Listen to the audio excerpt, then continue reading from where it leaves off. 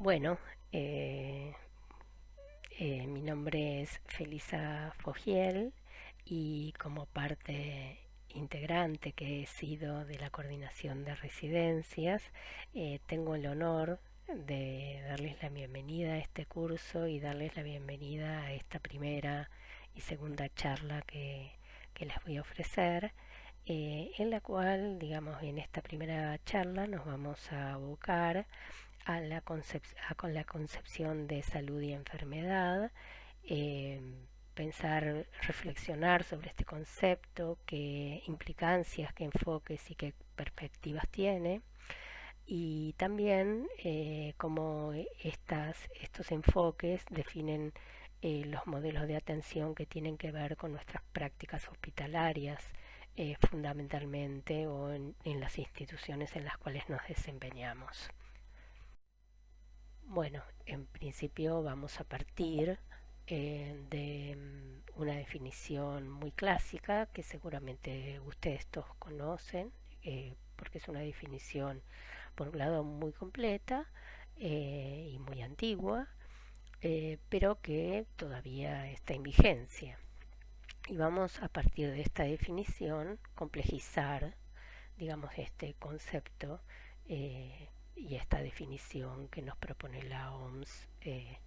desde la posguerra, ¿no? La OMS nos dice que la salud es el completo estado de bienestar físico, psíquico y social, y no solamente la ausencia de enfermedad. Entonces, bueno, vamos a ver qué nos quiere decir con esto y vamos a reflexionar un poquito sobre estos conceptos.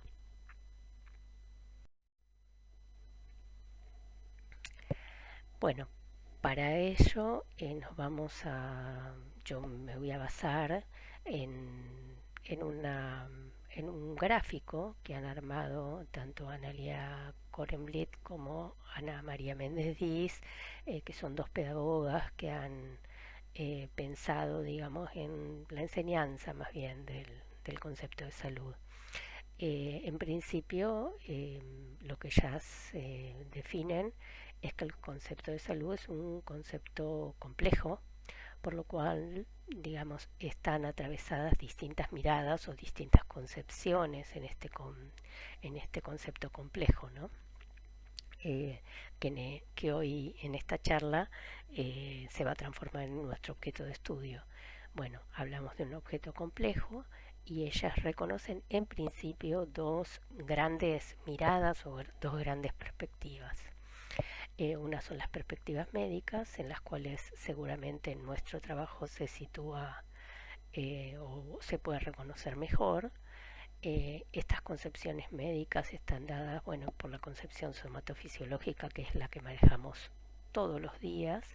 en el caso nuestro para el diagnóstico, para el pronóstico y para el monitoreo de ciertas enfermedades. Pero también vamos a encontrar una concepción psíquica, digamos, con una gran área de la medicina que se dedica, digamos, a la psiquiatría y a la psicología,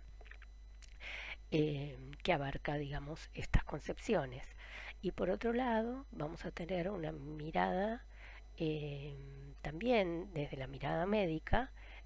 pero que va más allá de la persona y que se sitúa más en la comunidad o en la población, ¿no? Y que en esta pandemia eh, hemos visto eh, cómo se despliega, digamos, esa concepción o esa perspectiva o esa mirada sanitaria, ¿no? Eh, bueno, estas serían las tres concepciones más ligadas a la mirada médica. Pero también estas autoras reconocen otras concepciones, que son las concepciones sociales, que tienen que ver con cómo se mira la salud desde otras perspectivas. Por ejemplo, desde una perspectiva cultural, vamos a ver que hay muchas formas de mirar a la salud. De una concepción político-legal también, digamos, hoy día tenemos que hoy día y digamos y hace mucho tiempo está en litigio algunas concepciones que tienen que ver con qué perspectiva política o de políticas de salud deben tener los países, ¿no? Digo, la OMS se ha pronunciado en este sentido en relación a la pandemia también.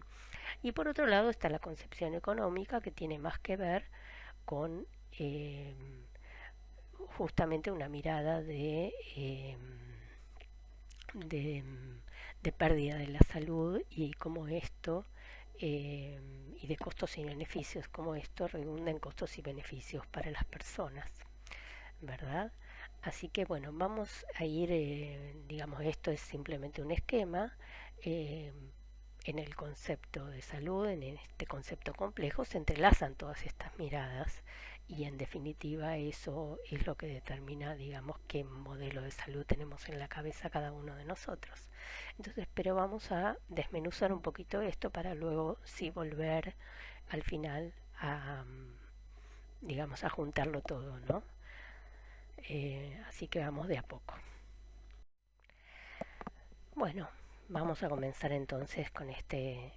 primer enfoque, el más cercano a nosotros, el de enfoque somatofisiológico de la salud.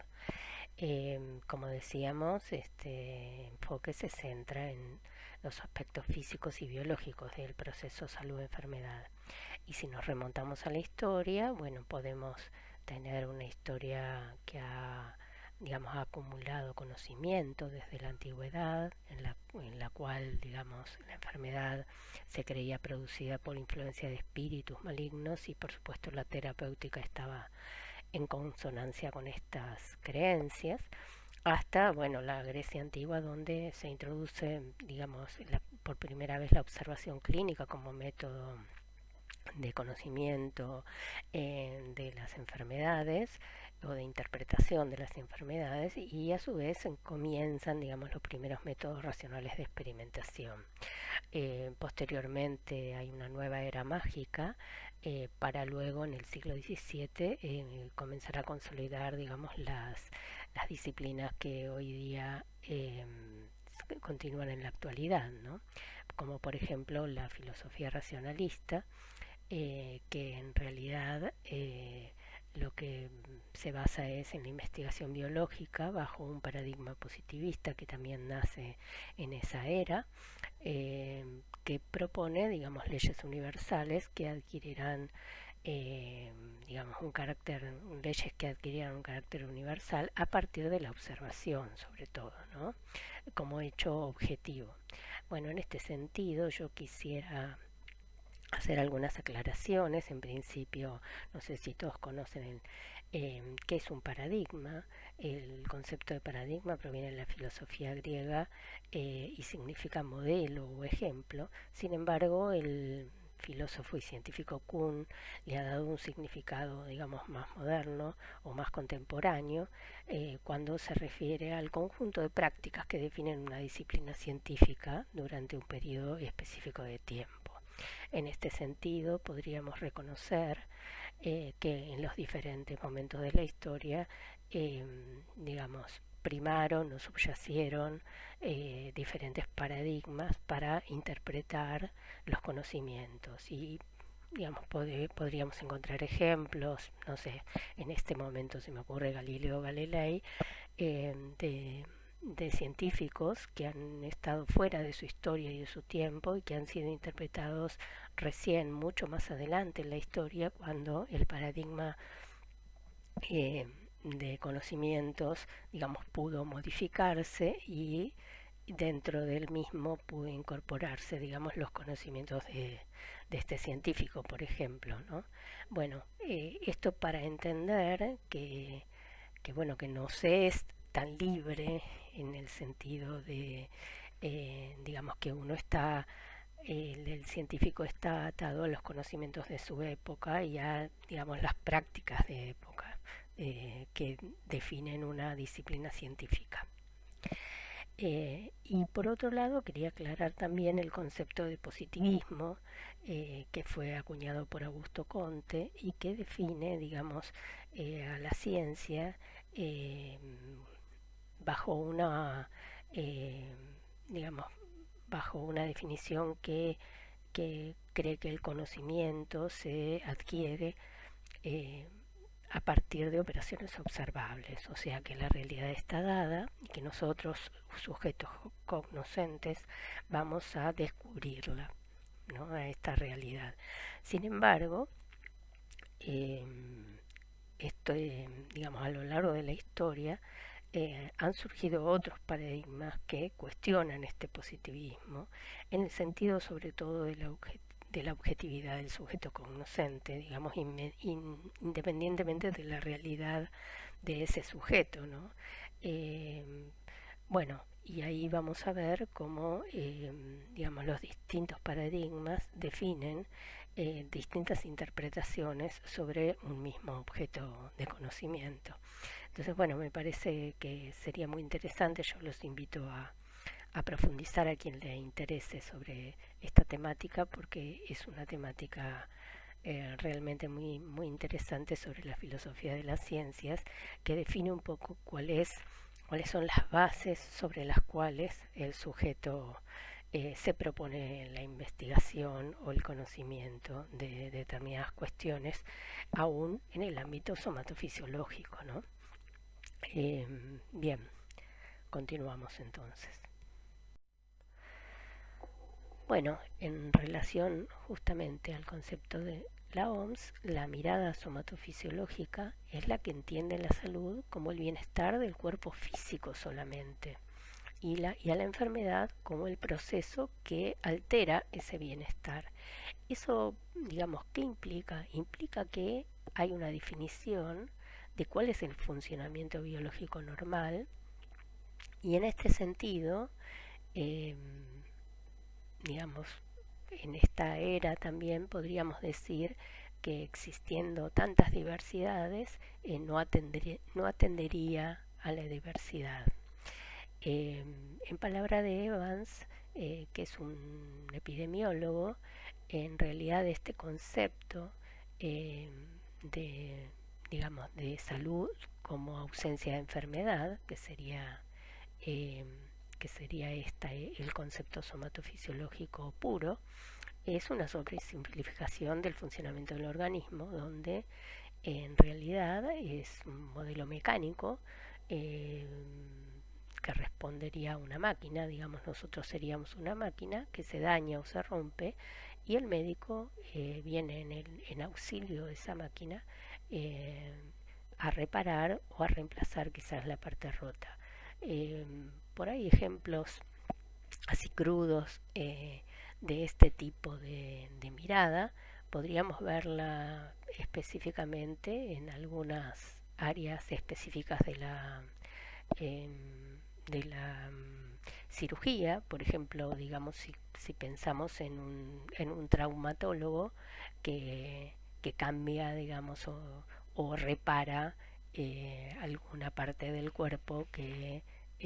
no funciona porque sus tendones, porque sus ligamentos, etcétera, etcétera, no están funcionando y hay que reemplazarlos para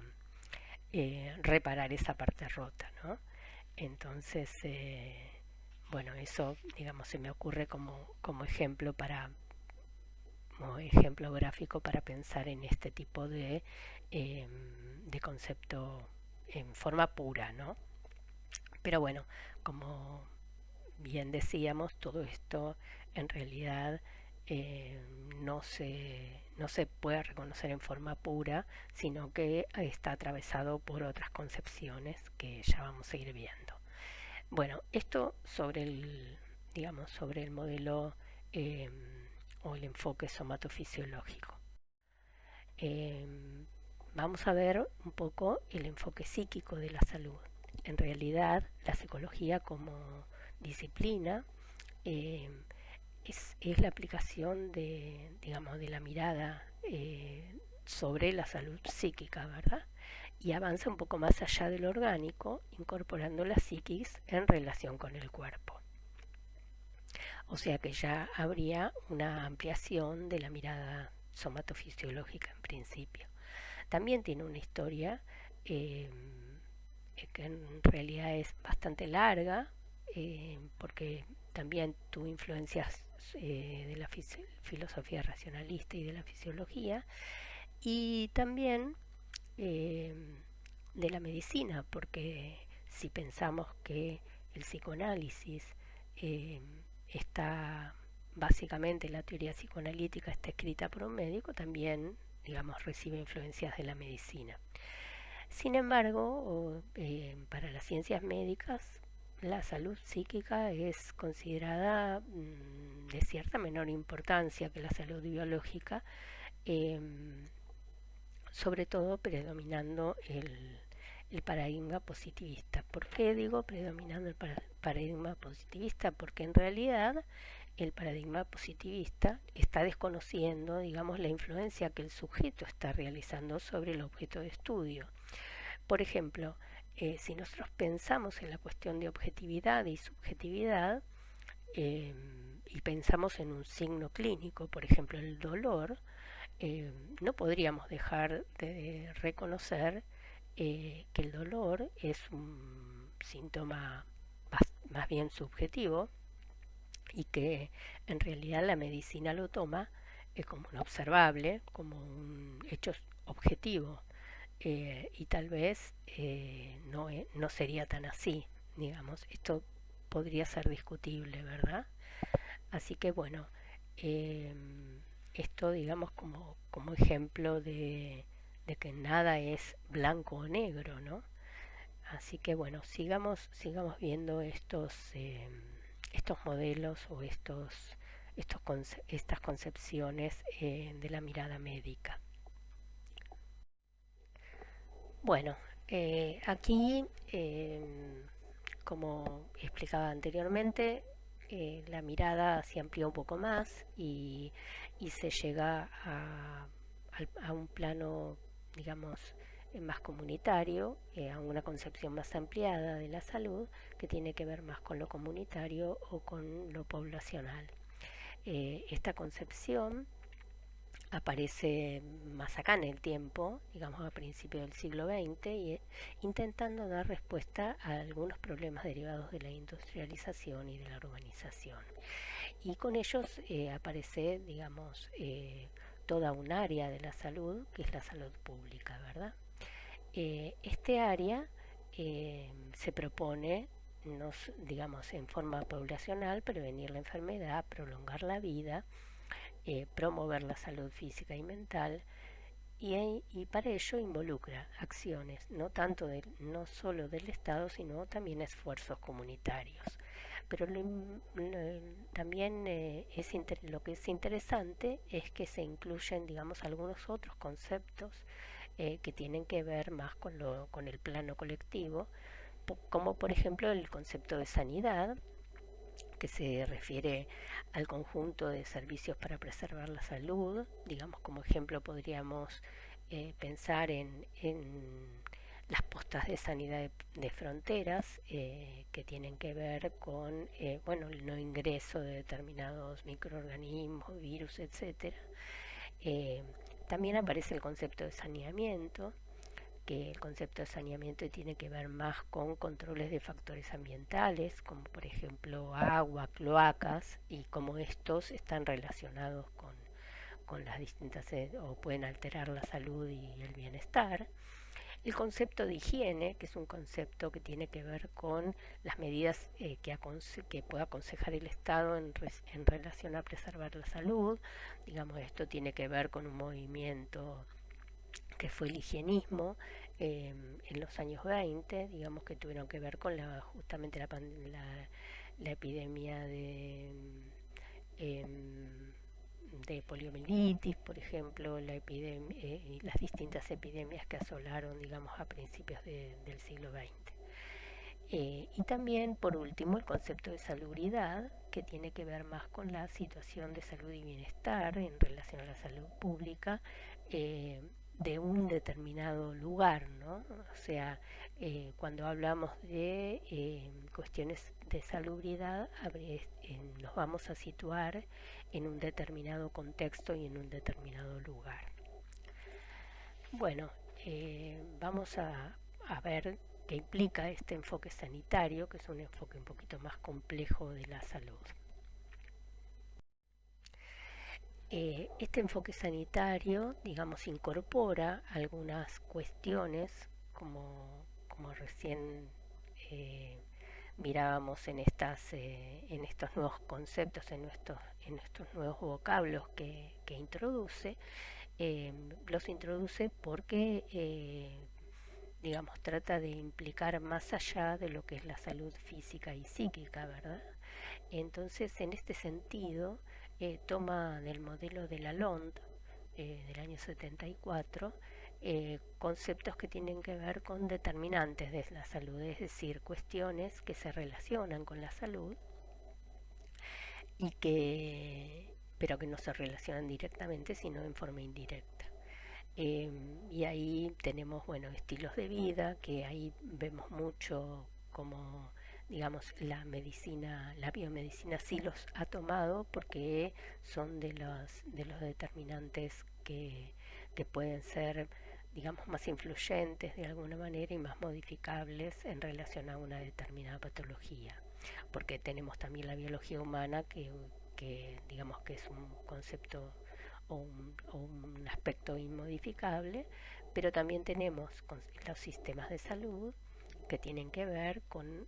aspectos más macro y con recursos económicos que los estados disponen para cuidar la salud, y el medio ambiente, que también tiene que ver con cuestiones más allá de las personas que implican más bien contaminantes físicos, químicos, biológicos y aún sociales. De alguna manera la disciplina que aborda esto, además de la salud pública, es la epidemiología. Es una especialidad que analiza la distribución, la frecuencia, los determinantes, las relaciones, las predicciones y el control de factores relacionados con la salud y enfermedad en poblaciones humanas. Interpreta datos biológicos en contexto y allí sí se puede reconocer algún aporte de las ciencias sociales, por lo menos desde que ha nacido, digamos, la epidemiología hasta la actualidad. Si bien, como vamos a ver, esto también es cuestión de disputas en cuanto a disputas de concepciones, ¿no? Pero en principio podríamos reconocer dos hitos que tienen que ver con la salud pública y con la ampliación, digamos, de este enfoque sanitario, ¿no? Uno es la declaración de Alma-Ata, que que habló de la necesidad de una acción urgente por parte de todos los gobiernos, profesionales e implicados en el desarrollo y por parte también de la comunidad para proteger y promover la salud de todas las personas en el mundo. Y después vamos a ver, bueno, qué de ello llega hasta la actualidad. Y por otro lado, podemos reconocer otro hito que fue la Conferencia Internacional de la Promoción de la Salud, que en realidad que se produjo en Ottawa, en Canadá, y allí nace, digamos, o se instala el concepto de promoción de la salud comunitaria como un concepto prioritario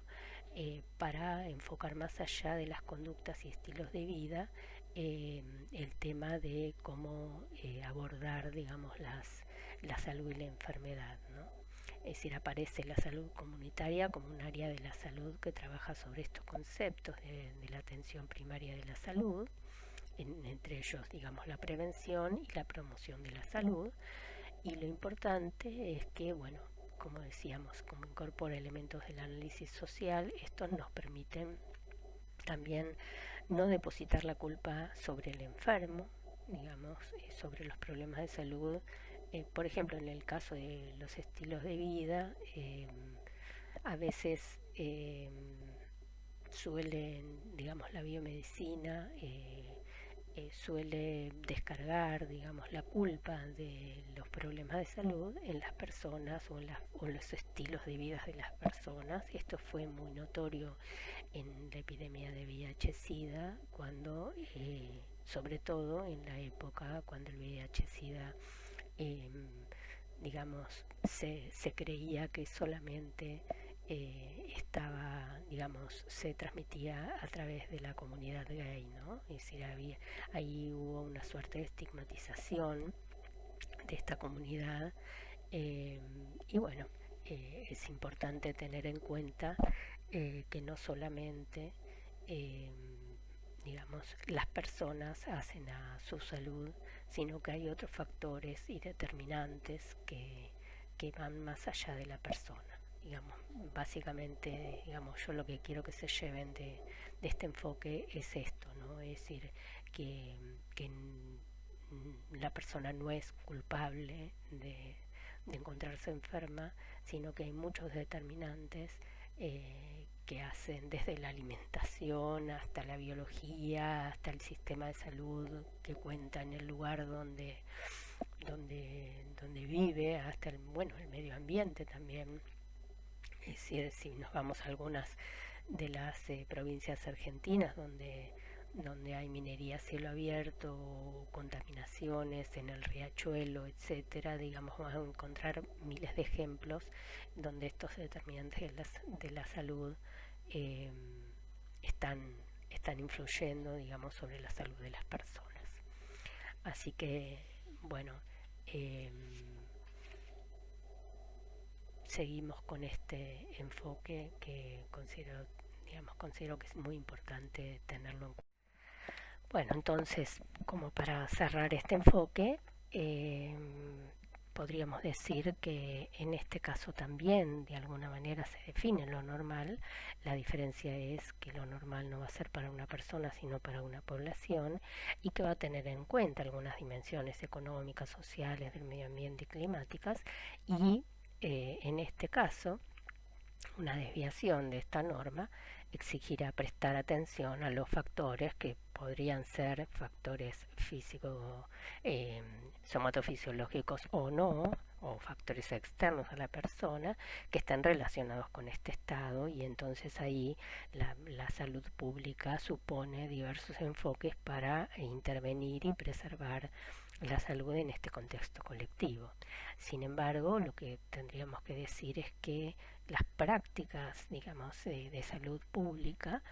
también siguen sujetas a un paradigma biomédico y de alguna manera este paradigma biomédico lo que hace es poner, digamos, o sobrevalorar los aspectos somatofisiológicos y epidemiológicos en algún caso,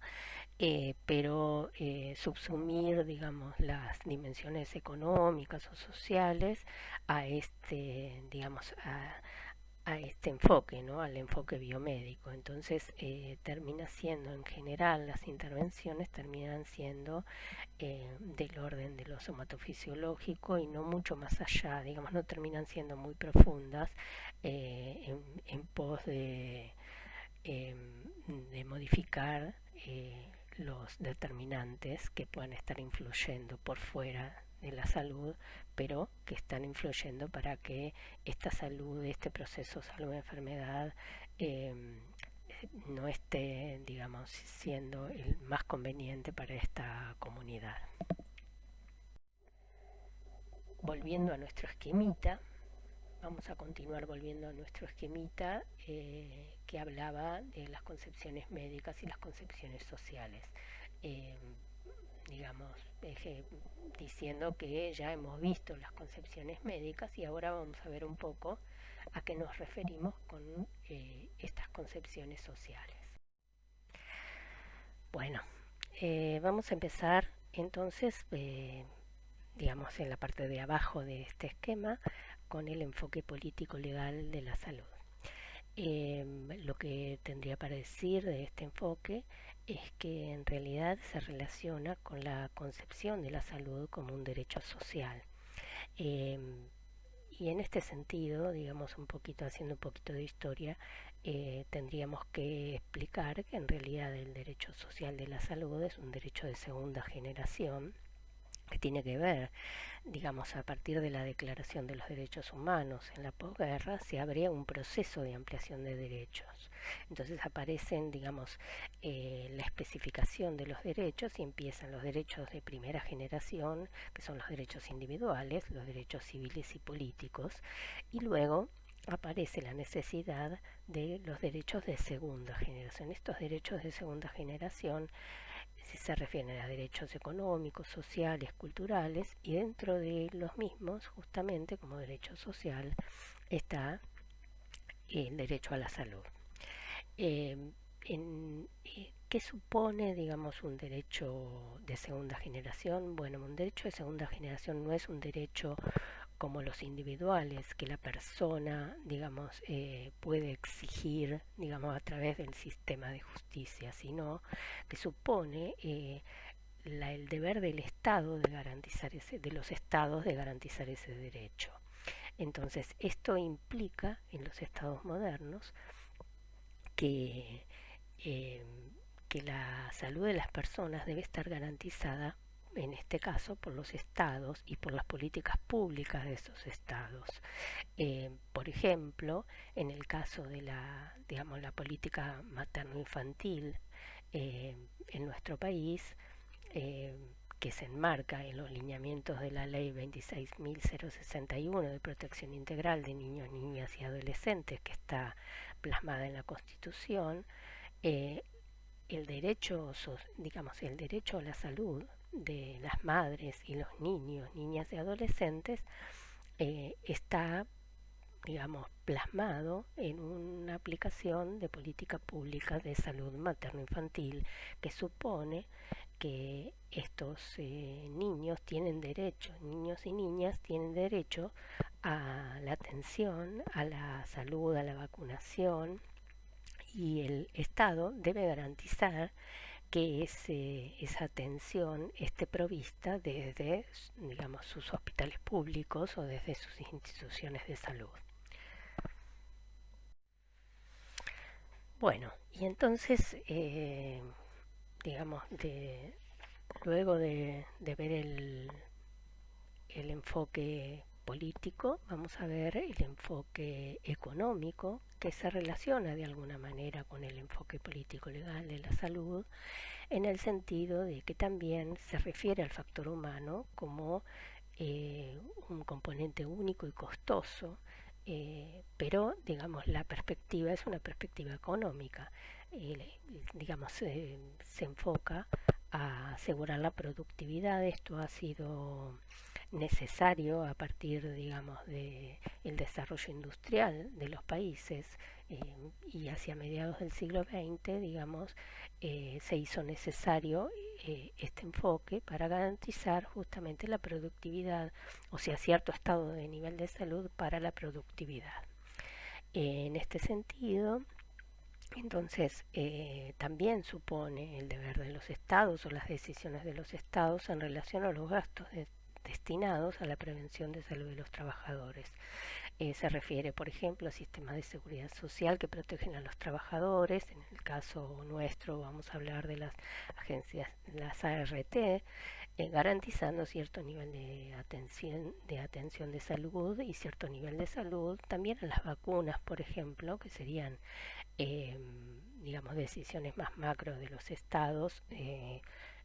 digamos, lo vimos en esta pandemia, para suponer, digamos, la garantía de este nivel de salud. Y por otro lado, también supone la regulación del Estado en ciertos dilemas éticos en relación a las empresas para regular los gastos que esta empresa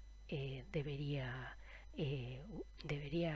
digamos, disponer para prevenir la salud de los trabajadores en cuanto, por ejemplo, a cuestiones de seguridad. Bien, continuamos. Bueno, ahora llegamos al último, digamos, aspecto, que tiene que ver con el enfoque cultural de la salud. En este sentido, tendríamos que tener en cuenta que cuando hablamos de enfoque cultural, hablamos de que, digamos, digamos, entendemos por salud cada uno de nosotros, y frente a la situación de salud o enfermedad, si buscamos o no atención, si enunciamos nuestra dolencia con nuestro propio lenguaje, que puede ser diferente en distintas comunidades, si nos solidarizamos con los otros o bien lo estigmatizamos frente a cierta o el padecimiento de cierta enfermedad, si nos sentimos más o menos vulnerables frente a una determinada patología, si adoptamos pautas preventivas, o no las adoptamos o más bien las soslayamos, y también, bueno, con cuántos medios, que no siempre se trata de medios económicos, a veces se trata de recursos simbólicos, tenemos o no para demandar prestaciones médicas, por ejemplo, para cumplir tratamientos que se nos prescriben porque los interpretamos o no, entre otras acciones que podríamos pensar, ¿no? Es decir, lo fundamental es que en realidad siempre cada uno de nosotros o cada una de nosotras actuamos según nuestras creencias, según nuestros recursos simbólicos, según las influencias que nuestro ambiente social ejerce sobre la información con la que contamos, y en este sentido cada uno de nosotros tiene lo que se llama una representación social de la salud. Una representación social es un conjunto también de ideas y sistemas de interpretación que en general rigen, digamos, a nosotros, a nuestra visión del mundo y la relación con los otros también, y que de alguna manera orienta y organiza nuestras conductas y nuestra comunicación social. Eh, lo que no necesariamente tiene que ver eh, con el nivel educativo que hayamos alcanzado, ¿no? Es decir, eso me parece que vale como aclaración. Bueno, seguimos entonces. Eh, Vamos a adentrarnos a lo que es el enfoque cultural de la salud. Entonces dijimos que supone múltiples ideas y concepciones sobre la salud en relación a la diversidad cultural que analicemos, ¿no?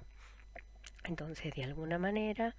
la salud va a ser relativa a ese marco cultural, y la concepción de estado de bienestar, que es lo que, digamos, está contenido en la definición de la OMS, también va a ser de acuerdo al marco cultural desde el cual se la analiza, ¿no? Y en general podríamos decir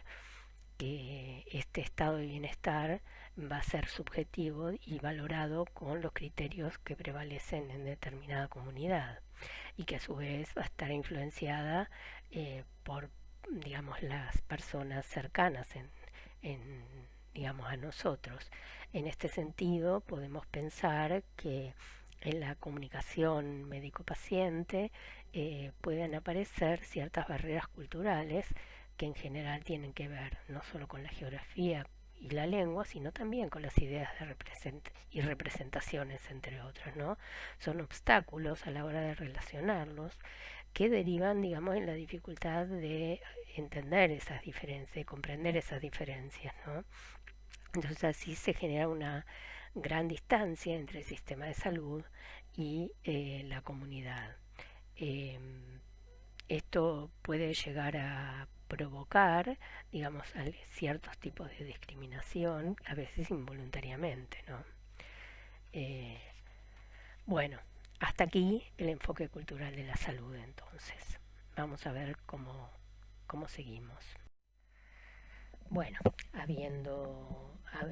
visto, digamos, las concepciones sociales, hemos visto cómo, o hemos intentado complejizar un poquito este concepto de salud eh, para este objeto complejo del que hablábamos, ¿no? Bueno, y simplemente en este sentido yo quería aclarar que en principio los primeros escritos sobre sociología médica, que fueron hechos antes del siglo XX, del desarrollo, digamos, de las ciencias sociales o del desarrollo actual de las ciencias sociales, fueron escritos por médicos, porque de alguna manera existía un paradigma o una interpretación de lo social sobre la salud, digamos, a partir de la mirada de la medicina, ¿no? Sin embargo, después de la Segunda Guerra Mundial, se consolida más el campo de las ciencias sociales y entonces es el momento donde los ministerios empiezan a contratar cientistas sociales para aportar, digamos, esta mirada de la salud por parte de las ciencias sociales. Y se avanza en el conocimiento de la interrelación entre lo social y la salud para mejorar la comprensión de cómo influye lo social en la salud de las personas. Y entonces vamos a ver. Volvamos nuevamente a nuestra definición. Como les decía al principio, abrimos toda el, el paraguas de probables conceptos que nos pueden ayudar a interpretar esta definición o a desmenuzarla. Ahora volvemos a leer esta definición y podríamos hacernos preguntas acerca de este complejo concepto, ¿no? Bueno, una de las preguntas que podemos hacernos es si es posible hablar de completo estado de bienestar. Otra de las preguntas sería si las personas podemos hablar de personas totalmente sanas o totalmente enfermas, como estados estáticos, ¿no? Otra de las preguntas que nos haríamos sería, por ejemplo, si podemos, cómo evaluamos ese bienestar físico, psíquico y social, eh, por separado, todo junto, qué herramientas tenemos para evaluarlo. Y por último, nos preguntaríamos si hay algún proceso biológico que se exprese, digamos, por fuera del contexto social donde se produce, o algún proceso social que no sea mediado por una realidad corporal y que de alguna manera afecte algún proceso somatofisiológico en el cuerpo, digamos, y estamos pensando, por ejemplo, en lo que la medicina define como enfermedades psicosomáticas, por dar un ejemplo. Entonces, bueno, en este sentido, la idea que nos tendríamos que llevar de esta charla es que a pesar de que la definición habla de estados, hay una idea de salud como un proceso relativo y continuo, donde uno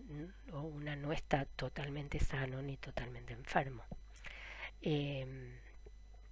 Este concepto trata, digamos, de pensar no en la enfermedad o en la salud, sino en una persona que enferma,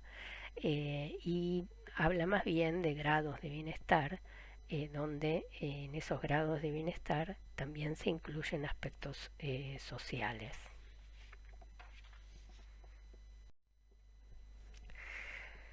Bueno, y en este sentido deberíamos nombrar, digamos, más acá en la historia, la aparición de una rama de la medicina surgida en América Latina, que es la medicina social, que en realidad surge a partir de la imposibilidad del paradigma científico de la medicina occidental de explicar el proceso de salud-enfermedad en los colectivos sociales. Este campo de estudio, según Laurel, que es una de sus máximos exponentes, estudia la salud y la enfermedad de la colectividad como expresión de procesos sociales, postulando la necesidad de analizar los fenómenos de salud y enfermedad en el contexto del acontecer económico, político, ideológico de una sociedad y no solo de fenómenos biológicos que atañen a determinados individuos. Entonces, de alguna manera, la mirada de las ciencias sociales respecto de las enfermedades supone una mirada de este proceso salud-enfermedad que tiene en cuenta no solamente la persona o el sujeto, sino también el ambiente que lo rodea, las condiciones físicas, psíquicas, biológicas, culturales, económicas y sociales, que están definidas por la realidad sociocultural donde está insertado, ¿no? Y a las cuales la persona o las comunidades o se adaptan o transforman de alguna manera. Bueno, hasta aquí, digamos, las concepciones y las definiciones, ¿no? Em, la idea es que esta concepción de salud, digamos, a diferencia de la concepción más biologicista, tiene un carácter histórico-social y contextualiza a un sujeto en su medio y su tiempo histórico. Entonces, bueno, vamos a ver como ejemplo eh, qué ha sucedido, digamos, como por ejemplo para, digamos, analizar concepciones de salud en relación a situaciones sociales y políticas. Vamos a ver, por ejemplo, un estudio que tiene que ver con la inequidad y el COVID-19, como para centrarnos en esta pandemia, ¿no? Y allí voy a tomar, digamos, un estudio que hizo el CIPEC, que es el Centro de Implementaciones de Políticas Públicas para la Equidad y el Crecimiento, y que analiza la distribución de casos de COVID acumulados y fallecidos al 9 de julio del año 2020 en la ciudad de Buenos Aires, con el objetivo de ver cómo afecta esta pandemia en los asentamientos informales de la ciudad de Buenos Aires. Entonces vamos a ver un poquito. El estudio, digamos, utiliza, bueno, estos datos que son datos epidemiológicos de la ciudad, acumulados a la fecha del estudio, donde observan que la mayor cantidad de casos se producen en los barrios de Flores, sobre todo, Lugano, Soldati, Barracas y Retiro, que son los que justamente coinciden con la presencia de asentamientos informales más grandes de la ciudad de Buenos Aires. ¿Y qué hacen ellos? ¿Qué hacen los autores? Bueno, los autores lo que hacen es comparar, digamos, al interior de cada barrio con los datos que provee la ciudad, eh, la relación entre las áreas formales o informales del barrio. Y lo que ven es la cantidad de casos de COVID, lo que analizan, digamos, en la cantidad de casos de COVID eh, relativa entre el área informal del barrio y el área formal. Cuando, digamos, de la parte celeste de las barras celestes, representa, cuando dice resto cava, representa, digamos, el resto, digamos, de los barrios formales de la cava. ¿Mm? O el resto del barrio, en este caso, el resto de Barracas, la parte formal de Barracas, en la parte informal versus la parte formal de Barracas, la parte informal versus la parte formal de Flores, la parte informal versus la parte formal de Lugano y la parte informal de Retiro versus la parte formal. Y lo que ellos encuentran es que en promedio se encuentran 10 veces más casos por 100.000 habitantes en las áreas informales en relación a las áreas formales del barrio. Eh, digamos, promedio que se eleva en algunos barrios como en Barracas, por ejemplo. Entonces, se hacen algunas preguntas, digamos, o nos podríamos hacer nosotros en función de estos, datos que vimos que ofrece este estudio eh, en relación al riesgo de COVID en la ciudad de Buenos Aires, si sería lo mismo vivir en el norte o en el sur de la ciudad, si de alguna manera, digamos, varía el riesgo en relación a las condiciones de hacinamiento, digamos, o de núcleo de hacinamiento, digamos, en la vivienda, en el núcleo familiar, y se cambian las posibilidades de contraer COVID en relación a las condiciones habitacionales y de salubridad. Y en este sentido, este estudio engloba, digamos, estas cuestiones que veníamos cuestionándonos, digamos, en una pregunta, en una gran pregunta, que dice por qué hay mayor número de casos, o que trata de explicarse por qué hay mayor número de casos en estas áreas de la ciudad de Buenos Aires en relación al promedio de casos de la cava. Y bueno, lo que hace es hipotetizar sobre esto, sobre, digamos, cuáles podrían ser los factores de riesgo para que, digamos, el número de casos sea mayor. Por un lado, piensan en la pobreza y la vulnerabilidad económica que digamos que sucede, digamos que tienen las personas que viven en estos asentamientos, y en este sentido observan que digamos durante la pandemia hubo mayor movilidad mientras se pudo, porque la mayoría de las personas que viven en estas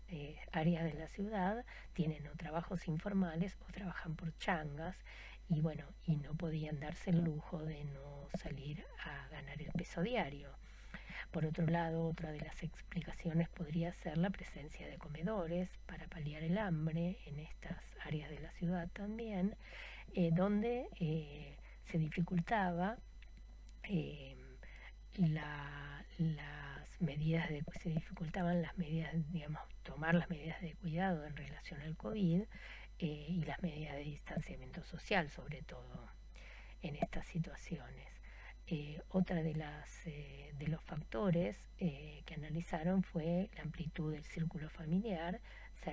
digamos, observando que en la mayoría de las familias vivían en promedio más de 6 integrantes por unidad habitacional. Y por último, la situación de esas viviendas tenían que ver en un 25% de los casos con baños compartidos, en general con una mala calidad en el acceso al agua potable, o en el caso de tenerlo, digamos, servicios básicos insuficientes que eran 10 veces mayores que en los barrios formales. Pero si volvemos a pensar en las prácticas de nuestras instituciones, pensamos que de alguna manera, en función, digamos, de estas u otras condiciones, los diferentes paradigmas de los que hablamos, digamos, a lo largo de la charla, van a hacer foco en las diferentes dimensiones y enfoques de la salud, y de alguna manera van a definir modelos de atención. Según Federico Tovar, digamos, la atención o la asistencia se llama atención o asistencia al conjunto de procesos a través de los cuales se concreta la provisión de prestaciones y cuidados de salud a un individuo,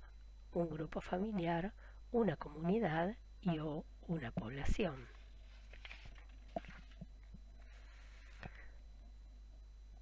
Entonces,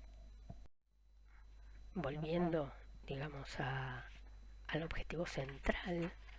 de nuestras prácticas, podríamos presuponer que el objetivo central tiene que ver con la asistencia sanitaria, ¿verdad? Y que en este sentido presupone, digamos, contribuir desde la salud pública a la garantía de este derecho, eh, con un agregado de intervenciones, ¿no?, que tienen que ver, por ejemplo,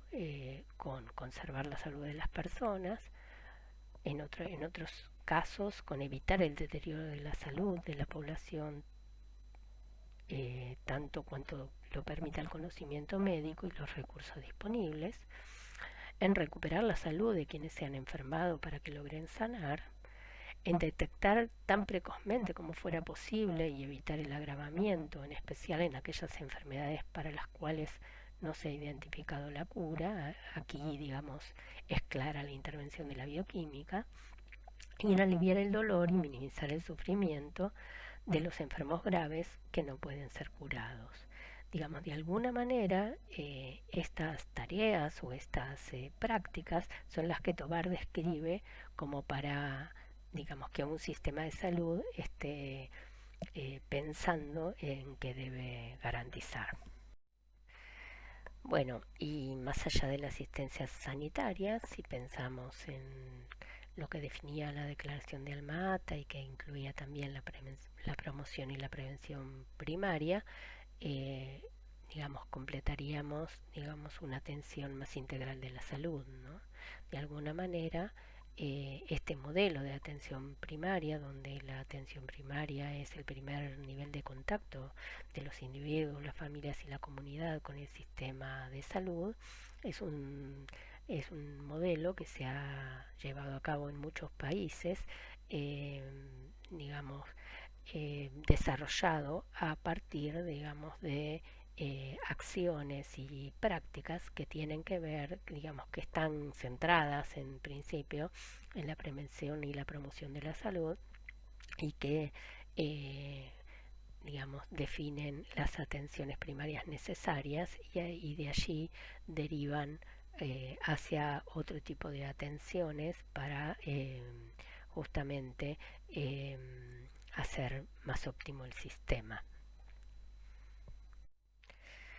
Lamentablemente en nuestro país aún, digamos, si bien hubo intentos, este modelo de atención no ha logrado desarrollarse. Si bien en la ciudad de Buenos Aires hay un espíritu que aboga por pensar en la atención primaria de la salud, todavía no ha logrado desarrollarse. Las propuestas políticas en el sector salud de alguna manera continúan siendo tradicionales y fuertemente teñidas por un paradigma médico focalizado en la atención de la enfermedad, por lo cual, digamos, todo lo que son, digamos, en la ciudad de Buenos Aires, por ejemplo, las áreas programáticas, que serían las áreas que deberían ocuparse de la atención primaria de la salud, no, si bien desde los años 80 se han creado, no guardan articulación de referencia y contrarreferencia. Ya vamos a ver un poquito de qué estoy hablando en la próxima charla. No guardan referencia con la atención hospitalaria.